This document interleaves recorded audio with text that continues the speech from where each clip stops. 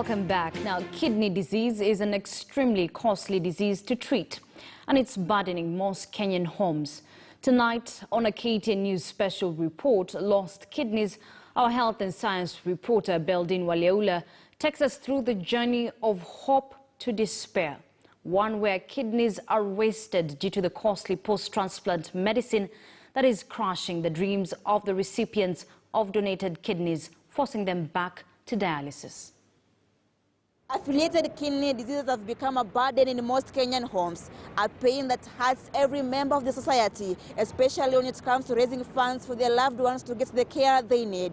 We highlight the cost of kidney treatment in the country and the burden Kenyans have to bear.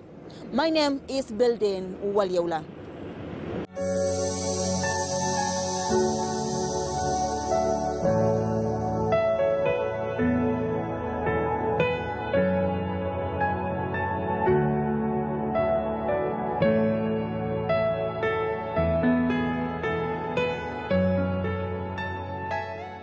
Life was good, very good when I did transplant, because now I got my peeing back. Because when you get kidney failure, you lose your urine. You don't pee. Teresa Wangari recalls her life soon after her first kidney transplant in 2011. She lives in Kiambu, Tinganga area, and she has had chronic kidney disease for the last 12 years, since 2009. Atarini. Uligonjeka after Form 4, baada ya kumaliza KCSE. I just stayed for 1 year. That was in 2009. From here, she was to start on dialysis without fail. But after a while, her family thought that a kidney transplant was the best option if young Teresa was to get a second chance at life, to live an almost normal life, and to realize her full potential. In 2011, that's when I did my transplant. But her hopes and dreams were dimmed in 2015 when the transplanted kidney failed. She had to go back to dialysis to live. Because of the expense. You know, when we were planning for transplant, we didn't know that we'll be forced to go back to our pockets for the drugs. We didn't know, actually. In 2013, I lost my mom. She passed. She was the one who was taking care of me because dad was still old, and mom was a teacher. And teachers don't earn a lot of money at anaweza afford hizo dawa. So when she passed in 2013, for 2 years I struggled to get those drugs, because even my siblings wako na makwao wanasaidia, na utashinda ukiomba watu kila wakati kushinda ukiomba. It's a very expensive disease.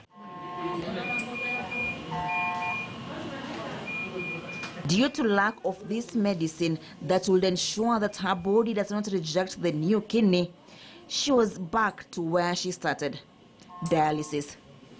This, she says, was the toughest moment of her life. I could not imagine myself back to those machines.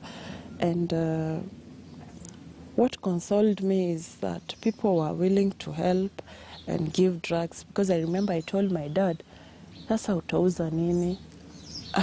Unless sasa tushinde tukiomba, na watu watakubali kutusaidia all that long. And maybe I give myself, I even told my dad, I'm giving myself 2 years. Then after unizike tu karibu na mom. Kwa sababu I know you have tried. Dad, you have tried. My sisters have tried. And even the society has tried. Maureen's story is similar in many ways to Teresa's, but with a better outlook. Maureen is now 34 years. She lives and works in Rongai, Kajiado County. By that time, my kidneys had failed. It was at stage 5, so it was beyond repair. The options that I was given were either to do dialysis for life or to do a transplant. This was in 2015 when she was diagnosed with lupus, which affected the functions of her kidneys. She survived on dialysis for 2 years before her brother donated his kidney to her. Initially, I used to use 50,000. That is immediately after surgery per month. It came as a shock. I was not prepared for that. But it came down. Right now, I'm using 30,000, but it's still a lot. Imagine having to part with 30,000 shillings per month, like from wherever. So, Maureen lives in fear of not being able to afford the immunosuppressants that keep her kidney alive and working. So in my case, my family and friends come through for me, but it's not normally very easy to ask for assistance every now and then.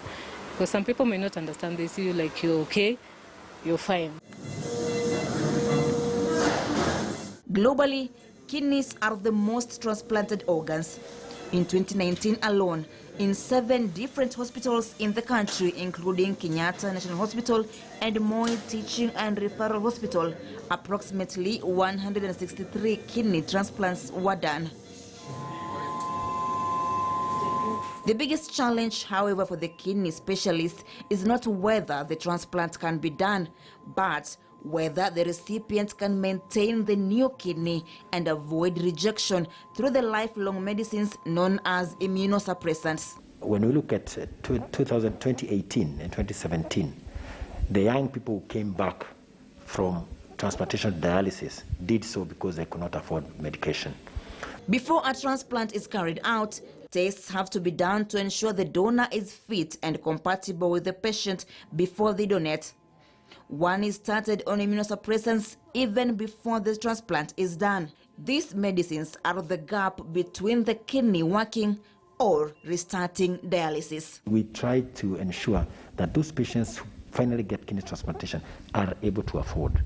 So we will probably not take in a person who will demonstrate that they cannot be able to afford medication post-transplantation because the kidney might be rejected too soon. Samuel Mugo, who owns a barber shop and a cyber cafe in Gatundu town, understands intimately the challenges of keeping a kidney alive. We have done like 5 fundraising to get to the transplant. But God is good. I did a successful transplant at Kenyatta National Hospital. COVID-19 has hit his business hard, making life unbearable with the little income he earns. Before doing a kidney transplant, he did dialysis for a period of 9 months until his brother offered to donate one of his kidneys to him. Kwa mwezi natumia karibu 18,000 to 20. Kama mimi nimekuwa nikiombaomba na kufanya fundraise hiyo ili kupata hiyo mandawa. Juu family imecontribute karibu kila kitu sasa. Most of Fred wamechoka kutoa. The major risk of a kidney transplant is the body rejecting the new kidney. This can happen if your body's immune system realizes the kidney is foreign. To prevent this, one must take medicines to weaken the immune system. These medicines are required for as long as the new kidney remains viable and in use, basically for the rest of one's life. The cost is prohibitive, costing around 45,000 per month for the first 6 months. Then of course the cost comes down as reduced immunosuppression. Many of them cannot afford. In any case, NHIF, despite coming out and supporting the transplant through some funding, has not come out to support immunosuppression medication. The cost of immunosuppressants for an average middle-class household, let's say with a monthly income of 100,000 shillings, is prohibitive and unsustainable. Because imagine losing a kidney which someone gave you because of drugs. It's just like a waste. In fact, most people are refusing to do transplants because of that, the cost that they will incur when they do transplant. This is one of the wards here at Kenyatta Hospital where dialysis takes place. Normally, a patient must take at least 3 sessions a week, but here in the country, patients only take up to 2 sessions because of the cost. When one has end-stage kidney disease, their kidneys are unable to perform their tasks and they require renal replacement therapy in the form of dialysis or kidney replacement through a transplant.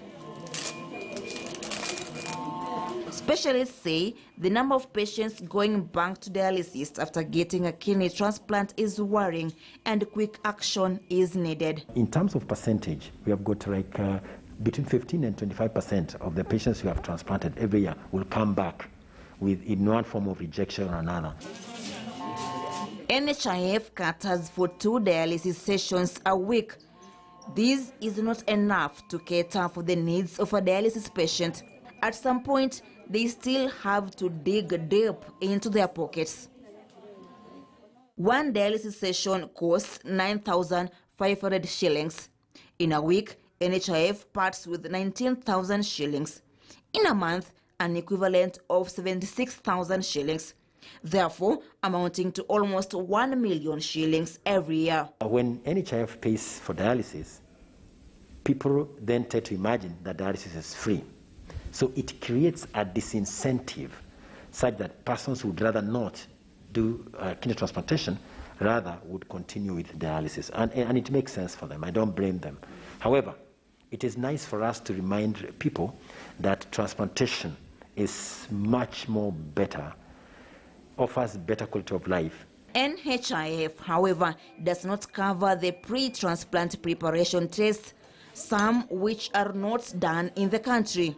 Add the cost of post-transplant care and it becomes an uphill task to many Kenyans living with the end-stage kidney disease who would have benefited from a transplant. They then end up staying on dialysis on the basis that its costs are covered. So we had to pay. It costed around 200,000 shillings for both myself and my donor.